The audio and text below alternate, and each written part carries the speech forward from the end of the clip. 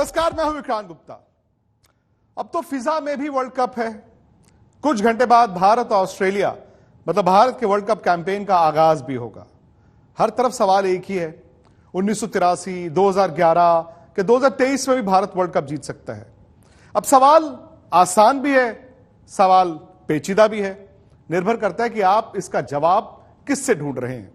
तो हमने सोचा आज तक पर हम और आप क्या सीधा चलते उस कप्तान के पास जिसने भारत को लड़ना सिखाया, जो भारत को 2003 वर्ल्ड कप के फाइनल में लेकर गया, और वो खिलाड़ी जो इस वक्त शायद सबसे बेहतर स्थिति में होगा ये बताने के लिए कि क्या 2023 इन्हीं कंडीशंस में भारत 2011 को रिपीट कर सकता है। दादा बहुत बहुत शुक्रिया आपका, welcome to Aaj Tak. Thank you Vikrant, how are you? बस दादा ऑल वेल। और मतलब हमेशा जो होता है 4 साल का सालाना वर्ल्ड कप, क्या आइए अब भारत पर सारी उम्मीदें भी होंगी। क्या ये इस बार भारत से जो उम्मीदें हैं कहीं बोझ तो नहीं है? क्योंकि अरसे से लोग कहते हैं देखो यार 2011 के बाद वर्ल्ड कप नहीं जीता, देखो यार 2013 के बाद चैंपियंस ट्रॉफी आईसीसी टूर्नामेंट नहीं जीता, तो ये लंबा इंतजार कहीं बोझ तो नहीं लेकर आएगा टीम के लिए?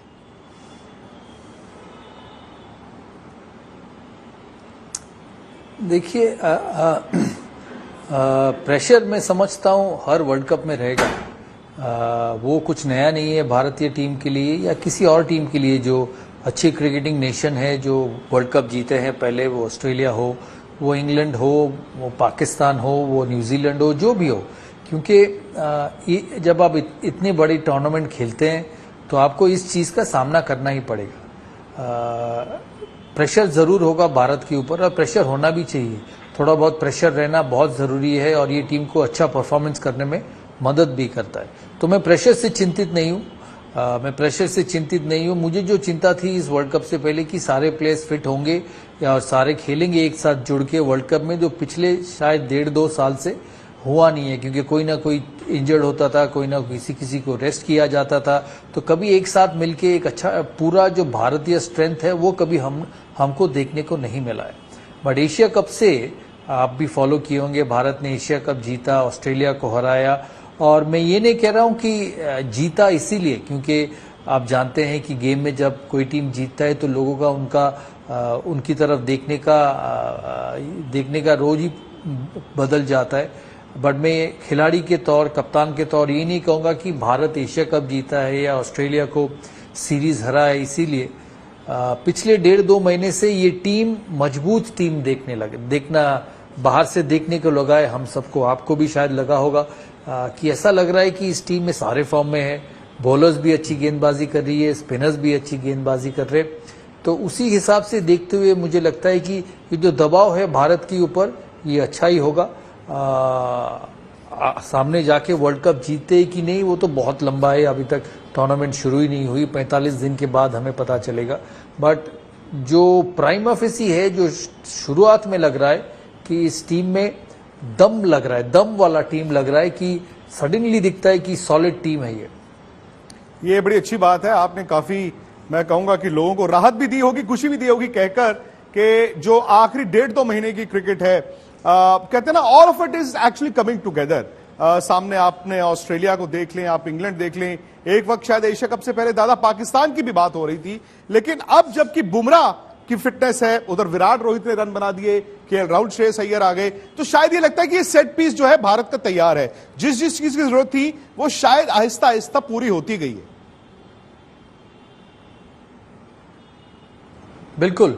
बिल्कुल पिछले 1.5-2 साल से जब कहीं पे भी खेलते थे तो लगता था कि कहीं ना कहीं कमजोरी है, तेज गेंदबाज फिट नहीं है। बुमराह तो बहुत समय से बाहर रहे हैं बैक इंजरी लेकर। शामी कभी खेले नहीं है, कभी उनको टीम में रखा नहीं गया। कहीं बैट्समैन इंजर्ड रहे, केएल राहुल इंजर्ड रहे, श्रेयस अय्यर इंजर्ड रहे बहुत समय से।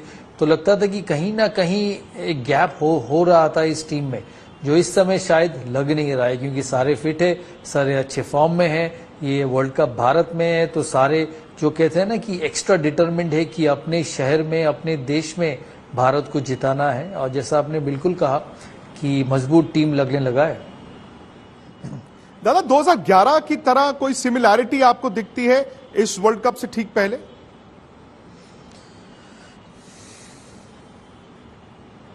देखिए दोनों वर्ल्ड कप अलग है, दोनों टीमें अलग है।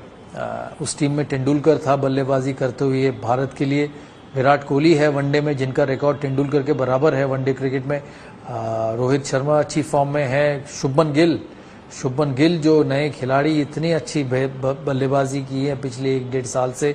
कप्तान है रोहित शर्मा, जो उस समय महेंद्र सिंह धोनी भी बहुत एक्सपीरियंस कप्तान नहीं थे, समय के साथ और 5-6 साल कप्तानी किए भारत के लिए। उसके बाद रोहित शर्मा भी एक्सपीरियंस कप्तान है। बॉलिंग अटैक शायद इस समय ज्यादा अच्छा है 2011 से, बुमराह, शामी और मोहम्मद सिराज। मैं समझता हूं तेज गेंदबाजी जहीर खान था, मुनाफ था, बट शायद ये तेज गेंदबाजी ज्यादा अच्छा है भारत के लिए।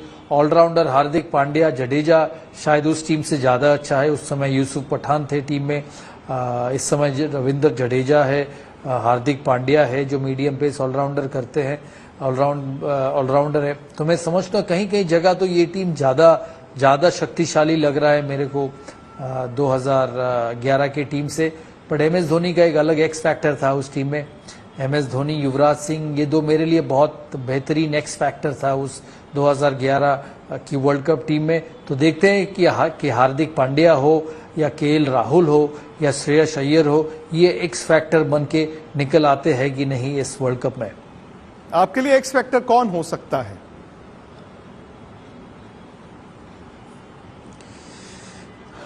असली एक्स फैक्टर तो विराट कोहली ही हो सकता है, विराट कोहली और शुभमन गिल। ये दोनों, इन दोनों से मेरा बहुत उम्मीद है। शुभमन गिल से बहुत उम्मीद है क्योंकि वनडे क्रिकेट में उनकी बैटिंग देख के अब लगता है कि समझ है वनडे क्रिकेट में कैसे रन बनाना है, किस तरीके से रन बनाना है, कौन समय कैसे बल्लेबाजी करना है, वो शुभमन गिल की बल्लेबाजी से अब दिखता है। विराट कोहली तो ऑल टाइम ग्रेट बल्लेबाज हैं वर्ल्ड क्रिकेट में, उनके लिए भी ये वर्ल्ड कप बहुत इंपॉर्टेंट होगा। 2011 वर्ल्ड कप जीते थे, तब वो यंग खिलाड़ी थे भारत के लिए। अब 2023 वर्ल्ड कप में जो कहते हैं ना सबसे एक्सपीरियंस, सबसे बेहतरीन और जो रिस्पॉन्सिबिलिटी है वो अब इन कंधों के ऊपर है, जो उस समय सचिन तेंदुलकर, युवराज सिंह, MS धोनी, इन सब, वीरेंद्र सहवाग, इन सबों के ऊपर था। तो मैं समझता हूं उनके लिए भी ये वर्ल्ड कप अलग है, बट ये दो मेरे लिए बहुत बड़ा एक्स फैक्टर बन सकता है भारत के लिए। 2011 के दादा एक और विनिंग मेंबर अश्विन भी वापस आए, हालांकि थोड़ा अनएक्सपेक्टेड शायद वापस आए। आप उनके रोल को कैसे देखते हैं इस वर्ल्ड कप में? अच्छा किया भारत ने उनको वापस लेके आया, क्योंकि इंडिया का बेस्ट स्पिनर है वो रविचंद्रन अश्विन, और कहीं ना कहीं मैं समझता हूं हर फॉर्मेट में जो आपके सबसे बेहतरीन स्पिनर है उनके लिए कहीं ना कहीं जगह है। बहुत सारे टीमों में बहुत सारे लेफ्ट हैंड बल्लेबाज भी हैं जो शायद ऑफ स्पिनर का बहुत जरूरी होगा उनके सामने। आपने देखा ऑस्ट्रेलिया के सामने उन्होंने बेहतरीन बॉलिंग की है, बेहतरीन गेंदबाजी की है। सिर्फ मुझे एक ही हैरानी लगता है, और मैंने अश्विन से एक बार पूछा था कि तेरे में क्या है कि सिर्फ तू वर्ल्ड कप खेलता रहता है, बीच में तुझे खिलाता नहीं है, एक बार मुझे ये बता यार, ये कारण क्या है? तो पूरा साल वनडे क्रिकेट, T20 क्रिकेट क्यों नहीं खेलता जब तेरे में इतनी काबिलियत है? तो मुझे वो आंसर मिला नहीं है। मैं कभी कभी चौंक जाता हूँ इस डिसीजन से कि अश्विन सिर्फ वर्ल्ड कप में ही वापस आता है, ये मुझे समझ में नहीं है। नहीं, मुझे याद है 2-3 महीने पहले जब हम इंग्लैंड में थे तो आपके जहन में यह भी सवाल था कि रविचंद्रन अश्विन तो वर्ल्ड टेस्ट चैंपियनशिप फाइनल भी नहीं खेले थे। आप वनडे T20 तो छोड़िए, टेस्ट फाइनल भी नहीं खेले थे। बिल्कुल बिल्कुल। बड़ा आपको लगता है कि ये सही कॉल है? क्योंकि जैसे ऑस्ट्रेलिया की बात करें या इंग्लैंड की बात करें, उनके पास अच्छे लेफ्ट हैंडेड बल्लेबाज हैं और शायद एक स्पेशलिस्ट ऑफ स्पिनर वहां पर भारत को जरूरत पड़ेगी। बिल्कुल, पाकिस्तान के पास भी एक अच्छा, बहुत सारे लेफ्ट हैंडर्स है उस टीम में, और जैसे टूर्नामेंट बढ़ता जाएगा विक्रांत, विकेटें थोड़ी सी स्लो होती जाएगी, घूमता होता जाएगा, और जब जिस टीम में हार्दिक पांड्या है जो चौथे तेज गेंदबाज है, तो भारत के पास ये ऑप्शन भी रहेगा कि कहीं कहीं थोड़ा सा अगर धीमा विकेट हो या घूमने वाली विकेट हो, वो 3 स्पिनर खिला सकते हैं, जडेजा, कुलदीप और रविचंद्रन अश्विन, और 3 तेज गेंदबाज खिला सकते हैं हार्दिक पांड्या को लेकर। दादा जैसे ऑस्ट्रेलिया से पहला मैच, और कहते हैं कि जो भारत का जो वर्ल्ड कप शेड्यूल है, जो वेन्यूज है, बड़े सोच समझ कर रखे गए कि आपने ऑस्ट्रेलिया को खेलना है, ड्राई विकेट चेन्नई में खेलेंगे, आप अहमदाबाद में पाकिस्तान को खेलेंगे, आप लखनऊ जहां पर विकेट का पता नहीं वहां पर आप शायद स्लो टर्नर होगा, इंग्लैंड को खेलेंगे। तो इस मैच को देखते हुए मतलब ऑस्ट्रेलिया वर्सेस इंडिया चेपॉक में उस विकेट पे आप भी इतना क्रिकेट खेले हैं, क्या आप इसमें 2 तेज गेंदबाज हार्दिक पांड्या, अश्विन, कुलदीप और जडेजा इस अटैक के साथ जाएंगे या फिर आप शार्दुल को रखेंगे अश्विन की बजाय? मैं पहले तो एक चीज कहूंगा कि टर्नर मत बनाइए। ऑस्ट्रेलिया के सामने जब 6 या 7 महीना पहले आपने सीरीज हारी थी चेपॉक में या बाकी जो मैचेस हारे थे वहां पे बॉल घूमा था। अगर बॉल घूमने लगेंगे तो अगर उनके बल्लेबाज फंसे तो हमारे बल्लेबाज भी फंसते हैं और उनके जो स्पिन गेंदबाज है वो विकेट टेकिंग बॉलर बन जाते हैं जो शायद अच्छे विकेट पे वो नहीं बनेंगे। हमारे लिए जडेजा अश्विन जो और कुलदीप जो वर्ल्ड क्लास स्पिनर्स हैं वो अच्छे विकेट पे भी गेंदबाजी करेंगे क्योंकि उनके पास स्किल ज्यादा है ऑस्ट्रेलियन स्पिनर से, मैक्सवेल से ज्यादा स्किल है। तो मैं समझता हूँ ये भारतीय टीम को एक ध्यान में रखना पड़ेगा कि अच्छे विकेट पे खेले जहां पे उनके बल्लेबाज अच्छी बल्लेबाजी करे और बड़ा स्कोर करे। ये गेम बड़ा स्कोर का ही होगा। भारत में सब कॉन्टिनेंट में आप जब खेलते हैं बड़े स्कोर ही बनेंगे और मैं यही चाहूंगा कि ज्यादा विकेट लेकर टैंपर ना करे, अच्छी विकेटों पे खेले और अच्छे क्रिकेट खेले। जो इस टीम में काबिलियत है, इस टीम में गेंदबाज ऐसे हैं जो अच्छे विकेट पे भी आउट कर सकते हैं। तो मुझे नहीं समझता कि चेन्नई में टर्निंग विकेट होगा या मैं जो कहूंगा होना भी नहीं चाहिए। तो आपकी 11 में क्या होगा? आप 3 spinners, 2 fast bowler, 1 Hardik Pandya लेकर चलेंगे या फिर 3 तेज गेंदबाज, 2 स्पिनर और 1 हार्दिक पांड्या? वो विकेट के हिसाब से मैं डिसाइड करूंगा। चेन्नई में शायद आप 3 स्पिनर खिला सकते हैं क्योंकि एक तो चेन्नई बड़ा ग्राउंड है, चेन्नई में गर्मी बहुत होता है, टॉस जीतना बहुत क्रूशियल होगा क्योंकि पहले बल्लेबाजी करना बहुत क्रूशियल होगा चेन्नई में क्योंकि दिन में इतनी धूप रहती है कि बाद में दूसरी टीम को उतना आसान नहीं होता क्योंकि सारा एनर्जी निकल जाता है पहले 3.5-4 घंटे में। अगर थोड़ा सा बेयर हुआ तो मैं और एक स्पिनर खिलाऊंगा और अगर अच्छी विकेट रहा, थोड़ा सा घास रहा तो मैं और एक तेज गेंदबाज खिलाऊंगा क्योंकि भारत के पास 3 वर्ल्ड क्लास तेज गेंदबाज है, बुमराह, शमी और मोहम्मद सिराज। आपने देखा श्रीलंका में फाइनल में उन्होंने पाटे विकेट पे क्या गेंदबाजी की है मोहम्मद सिराज। तो वो थोड़ा विकेट के हिसाब से भारत को डिसाइड करनी पड़ेगी। दादा ये नंबर 8 का एक कॉन्सेप्ट, क्योंकि मैं आपकी कप्तानी 2003 में देखता हूं कि आपने कहा था बैटिंग लंबी कर लो, लेकिन आपके पास चूंकि ऑलराउंडर्स थे, बॉल का आप खुद बॉल डालते थे, सचिन बॉल डालते थे, सहवाग बॉल डालते थे, दिनेश मुंगिया, तो आपने स्पेशलिस्ट गेंदबाज उसमें थोड़े कम थे। यहां पर ये कहते हैं कि जी 8 नंबर पर हमें ऐसा ऑलराउंडर चाहिए जो बैटिंग कर सकता है, इसीलिए इन्होंने पहले अक्षर को चुना, उधर शार्दुल को चुना।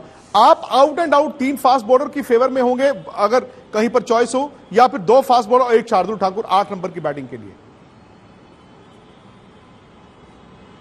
मैं जो सबसे बेहतरीन गेंदबाज है उनको खिलाऊंगा क्योंकि मैं समझता हूं अगर 7 बल्लेबाज आपको जिताते नहीं है तो 8वां बल्लेबाज आपको नहीं जिताएगा। मैं ये समझता हूं अगर आपके गेंदबाज अच्छे हों तो आपको वो शायद 25-30 रन कम बनाने पड़े मैच जीतने के लिए। और अगर थोड़ा सा ड्राई हो तो अश्विन खेलेगा जो खुद बल्लेबाजी कर सकते हैं 8 नंबर पर। तो भारत के सारे जो एरियाज है वो सारे कवर्ड है। अब उनके लिए फॉर्म बहुत जरूरी होगा। वो आए हैं श्रीलंका और ऑस्ट्रेलिया सीरीज खेलकर इस वर्ल्ड कप में अच्छी फॉर्म लेकर, फॉर्म को कंटिन्यू करना बहुत जरूरी होगा। दादा ये जो 2 वार्म अप मैचेस इंडिया के धुल गए, क्या इसका कुछ नुकसान है या आपको लगता है कि इतनी क्रिकेट इन्होंने खेल ली थी कि चल जाएगा इन मैचेस के बिना?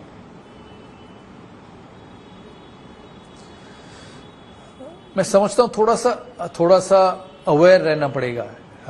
बहुत क्रिकेट वो खेले हैं, एशिया कप, ऑस्ट्रेलिया के सामने 3 वनडे। मैं ये नहीं समझता कि क्रिकेट की कमी है उनमें, क्रिकेट की कमी है या प्रिपरेशन की कमी है वर्ल्ड कप में। लेकिन पहला मैच होता है ना, पहला और बड़ा टीम के साथ मैच है ऑस्ट्रेलिया, तो स्विच ऑन रहना बहुत जरूरी है। स्विच ऑन रहना बहुत जरूरी है, रस्टी ना लगे क्योंकि ऑस्ट्रेलिया के साथ भी पिछले जो वनडे मैच है वो सब बहुत समय पहले खेले हैं। मुझे एग्जैक्ट डेट्स पता नहीं, बहुत समय पहले खेले हैं। और मैं समझता हूँ आजकल की जो क्रिकेट है नहीं, अभी अभी अभी खेले ना लास्ट में, अभी तो जो अभी वो खेले हारे। नहीं, मार्च में भी खेले जी। शायद आखिरी वनडे राजकोट में था। राजकोट, नहीं, मैं अभी की बात कर रहा हूँ। ओके, अभी की बात कर रहा हूँ। हाँ, राजकोट का वनडे कब था last day? Rajkot I think 27 या 28 तारीख को था, जो इंडिया हार गया शायद जो भी हाँ तो 10 दिन के बाद वो खेलेंगे, तो मेरे हिसाब से वो ज्यादा टाइम नहीं है, वो ज्यादा गैप नहीं है, और मुझे नहीं लगता कि प्रिपरेशन की कुछ कमी होगी। मेरे लिए एक ही है कि वो स्विच ऑन रहे 8 तारीख को। ऐसा नहीं कि थोड़ा सा स्लो एंट्री हो वर्ल्ड कप में और पहला मैच थोड़ा सा पीछे रह जाए। तो वो चीज ध्यान देनी पड़ेगी रोहित शर्मा और राहुल द्रविड़ को कि इस टीम को स्विच ऑन रखना है। जब 8 तारीख को दोपहर को वो आएंगे चेपॉक स्टेडियम पर, जो एक बेहतरीन स्टेडियम है, वहां पे एटमॉस्फेयर भी बेहतरीन होगा। नया स्टेडियम बना है वो, मैंने आईपीएल के समय देखा, एक इलेक्ट्रिक एटमॉस्फेयर रहेगा। और भारत ऑस्ट्रेलिया के मैचेस चेन्नई में बहुत हुए हैं, टेस्ट मैचेस हुए हैं, वनडे हुए हैं, तो वो जानते हैं कि भारत ऑस्ट्रेलिया की मैच की इंपॉर्टेंस। तो क्राउड होगा, स्टैंड्स भरा होगा। भारत को सिर्फ एक चीज जरूरी होगा कि वो स्विच ऑन रहे, तैयार रहे मेंटली इस गेम के लिए। प्रिपरेशन वाइज वो बिल्कुल ठीक है, इतने क्रिकेट खेलते हैं आजकल, तो मैं नहीं समझता हूँ कि प्रिपरेशन वाइज कुछ प्रॉब्लम होगी।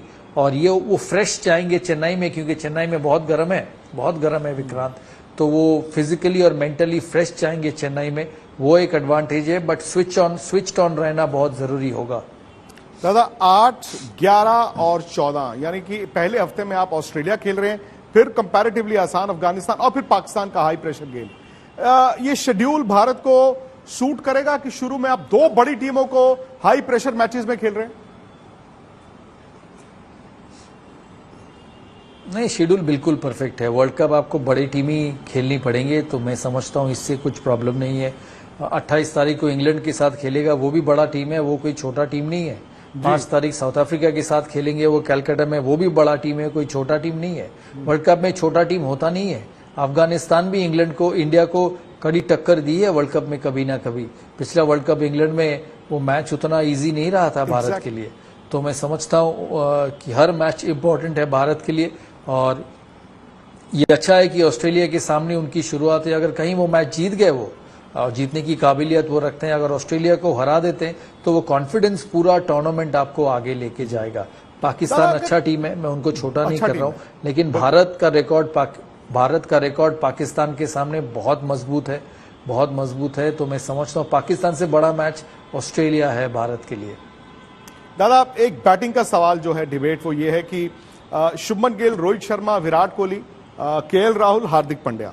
अब सवाल आ जाता है एक बैट्समैन, वो बैट्समैन आपके लिए श्रेयस अय्यर हैं जिन्होंने 100 बनाया, वो ईशान किशन हैं जो लेफ्ट हैंडर हैं, आपको एक ऑप्शन देते हैं, उन्होंने कैंडी में रन बनाए, या फिर वो सूर्य कुमार यादव हैं? मैं श्रेयस अय्यर को खिलाऊंगा शुरुआत में। ऑस्ट्रेलिया के सामने भी उन्होंने एक ताबड़तोड़ 100 भी बनाई दूसरे वनडे में। तो मेरा बैटिंग ऑर्डर होगा शुभमन गिल, रोहित शर्मा, विराट कोहली, श्रेयस अय्यर, केएल राहुल, हार्दिक पांड्या, रविंद्र जडेजा। अगर थोड़ा सा बेयर विकेट मिल जाए चेन्नई में ऑस्ट्रेलिया के सामने, मैं शायद एक एक्स्ट्रा स्पिनर खिलाऊंगा, वो है रविचंद्रन अश्विन। वो स्पिन उतनी अच्छे खेलते भी नहीं है। मिचेल मार्श हो, डेविड वार्नर हो, वो स्पिन के सामने थोड़ा सा फंसते हैं। तो मैं शायद अश्विन को खिलाऊंगा 8 नंबर पे। बैटिंग भी मिल जाएगा नीचे उनको, अगर 15-20 रन एंड में बनाने पड़े तो अश्विन बनाएगा। और उसके बाद 2 तेज गेंदबाज, और आपका तीसरा गेंदबाज होगा हार्दिक पांड्या। और अगर अच्छी विकेट रही, थोड़ा सा घास रह गया, तो मैं तीसरा गेंदबाज खिलाऊंगा रविचंद्रन अश्विन की जगह। चलिए, उम्मीद करते हैं कि टीम मैनेजमेंट भी देख रही हो, क्योंकि दादा 2003 में उस टीम को जिस तरह फाइनल में लेकर गए, और दरअसल दांत उसी वक्त मिले थे वनडे क्रिकेट में वर्ल्ड कप जीतना 2003। 7 भारत के लिए अच्छा नहीं था, पर 11 में वही खिलाड़ी जीते भी। दादा जाते जाते बस 2-3 सवाल। एक ये, मैं शुरू टॉप 4 से नहीं करूंगा, मैं करूंगा आपके लिहाज से बिल्कुल इम्पार्शियल होके, वो टीम जो वर्ल्ड कप आपके लिहाज से जीत सकती है, नंबर 1, सिर्फ एक टीम। उसके बाद आप मुझे बताएंगे 2 टीमें जो आपको फाइनलिस्ट दिखती हैं, और फिर आपकी टॉप 4 की टीमें। मेरे लिए सबसे मजबूत टीम है भारत। मैं समझता हूं ये टीम बहुत मजबूत है, बॉलिंग अटैक बहुत मजबूत है, बेस्ट स्पिनर्स हैं इस टीम में। तो मैं समझता हूं मेरे हिसाब से नंबर 1 टीम ऑन पेपर इस वर्ल्ड कप में भारत है। आगे डिपेंड करेगा कि कैसे भारत खेलता है अगला 45 दिन। ऑस्ट्रेलिया अच्छा होगा, जब तक बॉल ना घूमे ऑस्ट्रेलिया अच्छा होगा, बॉल घूमा तो फिर वो फंस सकते हैं। मुझे न्यूजीलैंड भी बहुत मजबूत लगा है, जितना मैं वार्म अप मैचेस देखा हूं, न्यूजीलैंड की टीम बहुत मजबूत लगी है। तो मेरे हिसाब से 4 टीमें जो बहुत मजबूत लग रही है, भारत, ऑस्ट्रेलिया, न्यूजीलैंड और इंग्लैंड, ये 4 टीमें बहुत मजबूत लग रही है। पाकिस्तान आपको टॉप 4 में कमजोर दिखता है? मुझे थोड़ा कमजोर दिखता है, बट अगर उनके फॉर्म चल गए, बाबर आजम चल गए, रिजवान चल गए, उनकी जो तेज गेंदबाज है हरिश और शाहीन शाह अफरीदी चल गए, तो वो बन सकते हैं। बट मेरे हिसाब से वो 5वें नंबर पे आते हैं, इस पैकिंग ऑर्डर पे 5वें भी नहीं शायद, क्योंकि मैं समझता हूँ साउथ अफ्रीका बहुत मजबूत है। 6वें नंबर पे शायद आते हैं पाकिस्तान, 5 साउथ अफ्रीका और 6वां पाकिस्तान। जाते जाते दादा, एक वो खिलाड़ी जिसका नाम पूरे इस वर्ल्ड कप में गूंजेगा, एक खिलाड़ी। ये तो बोलना बहुत मुश्किल है, बहुत मुश्किल है विक्रांत। इतने बड़े खिलाड़ी हैं सारे टीमों में, कोई भी आके बहुत बेहतरीन परफॉर्म कर सकते हैं। अब इंडिया से पूछ ले, अब इंडिया से पूछ ले, मैं जो जिताएगा। दो दे दीजिए। आपने कहा इंडिया जीतेगा तो शायद इंडिया का प्लेयर होगा वो।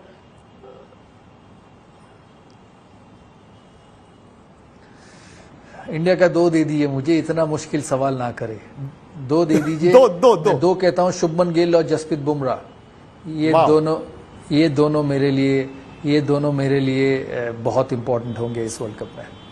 सही बात है, क्योंकि इस टीम में तजुर्बा है, जैसे दादा ने कहा। आपके पास रोहित, विराट जैसे बैट्समैन हो, अगर शुभमन गिल ऊपर से और यहां बुमराह, और मुझे याद है कि दादा ने इंग्लैंड में मुझे कहा था कि, और उस वक्त दादा ये था बुमराह का कि पूरी तरह फिट है कि नहीं है, आपने कहा था कि नहीं, उन्होंने प्रैक्टिस करना शुरू कर दिया है और बुमराह प्रैक्टिस में बड़ी जबरदस्त गेंद कर रहे थे। मैचों में तो ऐसा लगा ही नहीं कि वो 1 साल नहीं खेले।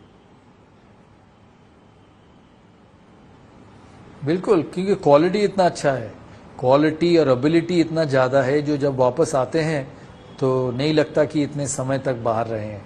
तो अगर वर्ल्ड कप अच्छी जाएगी, जो जरूर जाएगी मेरे हिसाब से, क्योंकि सोच, एबिलिटी और गेंद को इस्तेमाल करना उनको आता है, तो मैं समझता हूँ वो भारत के लिए बहुत महत्वपूर्ण होंगे। यही चाहूंगा वो फिट रहे पूरा 9 मैचेस, सेमीफाइनल 10 और 11 फाइनल, ये 11 मैचेस वो फिट रहे और बुमराह जैसी गेंदबाजी करे तो भारत को कोई रोक नहीं सकता। चलिए, मैं इसी पर इस कार्यक्रम का एंड करता हूं। हालांकि मैं इसे एंड नहीं मानता, क्योंकि दादा ने अगर कह दिया मैं उसको लकीर तो मानूंगा, लेकिन ये वर्ल्ड कप जैसे उन्होंने कहा 45 दिन का है, इसमें 10 टीमें हैं, हर टीम को आपने एक बार खेलना, इतना आसान नहीं होगा, भारत को ट्रैवल भी बहुत करना है। लेकिन बहुत बहुत शुक्रिया आपका दादा। शुक्रिया इसलिए भी कि एक तो आपने आज तक के दर्शकों के सामने मतलब उनके पेचीदा सवालों का जवाब दिया, और जाते जाते आई थिंक सबको एक खुशी भी और एक तरह से आपने उनको वो भी दिया ना, जश्न की तैयारी करने का मौका, कि इस वक्त अगर वर्ल्ड कप में कोई टीम सबसे मजबूत, बैलेंस दिखती है होम कंडीशंस में, वो भारत की है। दादा आपका बहुत बहुत शुक्रिया। Thank you Vikrant, thank you.